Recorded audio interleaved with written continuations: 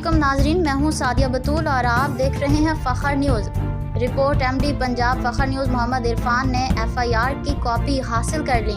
Pakistan motorway अफसर पर गाड़ी चढ़ाने के बाद रूपोश होने वाली खातून गिरफ्तार। टोल प्लाजा पर आपे से बाहर होने के बाद मोटरवे अफसर पर गाड़ी चढ़ाने वाली खातून को पुलिस ने गिरफ्तार कर लिया।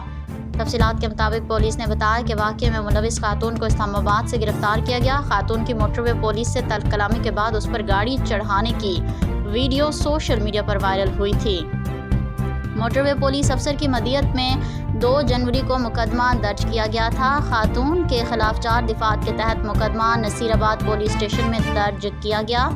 खातून को मोटरवे पुलिस एहलकारों ने तेज़ रफ्तारी के बाद टोल प्लाजा पर रोका था। गिरफ्तारी से बचने के लिए खातून रूपोश हो गई थी। मज़ीद अपडेट के लिए देखते रहिए फ़ख्र न्यूज़ HD।